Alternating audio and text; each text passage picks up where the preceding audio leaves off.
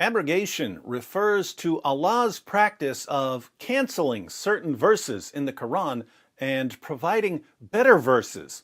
But this is a strange practice since the Quran is supposedly Allah's eternal speech. Why would some parts of Allah's eternal speech be worse than other parts? In response to my recent video about the abrogation of Surah 2, verse 256, there is no compulsion in religion, a Muslim commented, "I'm Muslim.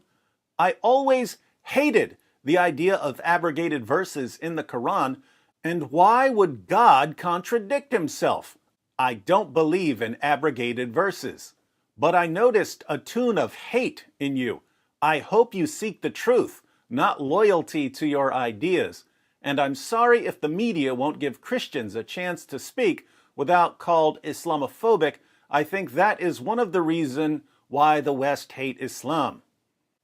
Why do they make it so easy?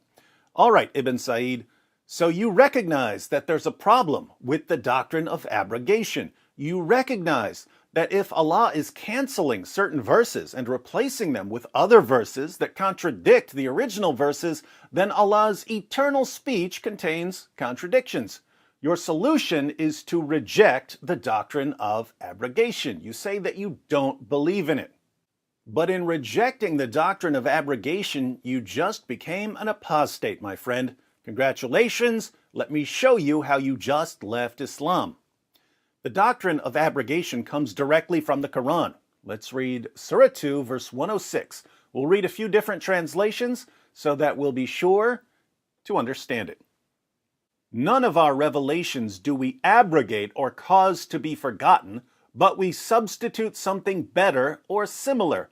Knowest thou not that God hath power over all things?" Whatever a verse, revelation, do we abrogate or cause to be forgotten, we bring a better one or similar to it. Know you not that Allah is able to do all things?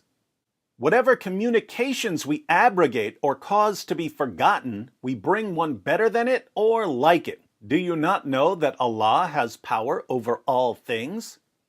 And for whatever verse we abrogate or cast into oblivion, we bring a better or the like of it.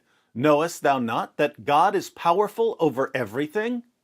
Whatever verse we may annul or cause thee to forget, we will bring a better one than it or one like it. Dost thou not know that God is mighty over all? Whatever verses we cancel or cause thee to forget, we bring a better or its like. Knowest thou not that God hath power over all things? So Allah abrogates or cancels certain verses and replaces them with similar verses or better verses. Ibn Said, you've already said that you hate the doctrine of abrogation, which is somewhat ironic since you later accuse me of hate. But the only one hating abrogation here is you, Ibn Said. I absolutely love it because it helps me expose the Quran. All we have to do is look at the historical background of Surah 2, verse 106. We find the historical background in Al-Wahid's Asbab al-Nuzul. Nothing of our revelation, even a single verse, do we abrogate or cause to be forgotten, but we bring in place one better or the like thereof. Surah 2, verse 106.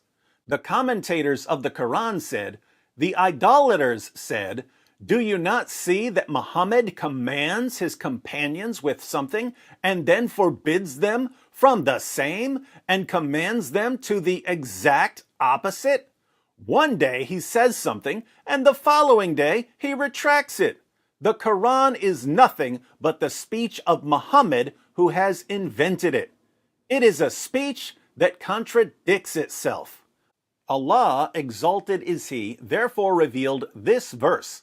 And when we put a revelation in place of another, Surah 16, verse 101, and also nothing of our revelation, even a single verse, do we abrogate or cause to be forgotten, but we bring in place one better or the like thereof." So the pagans noticed that Muhammad kept contradicting himself. He would walk out one day and tell his followers, "Allah commands you to do X." Then he would walk out the next day and tell them, Allah commands you not to do X.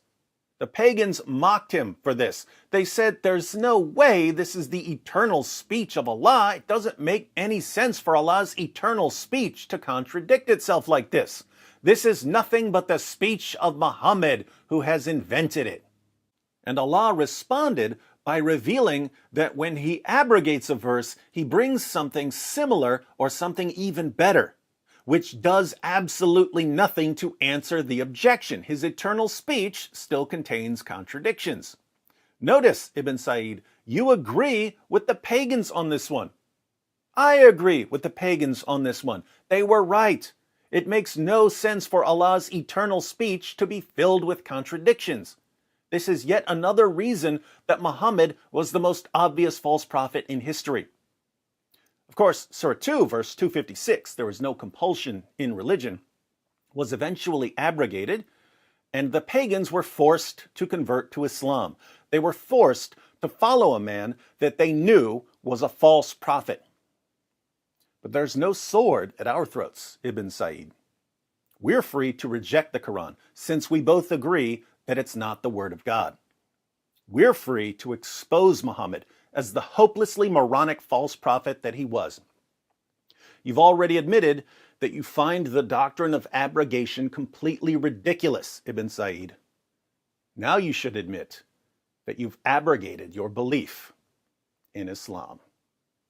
Where's Allah? Where is Allah? This is such a foolish question. Where's Allah? Where is Allah is an extremely important issue. Where's Allah?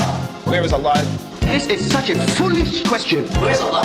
Where is Allah is an extremely important issue. He is over his throne, over his throne, over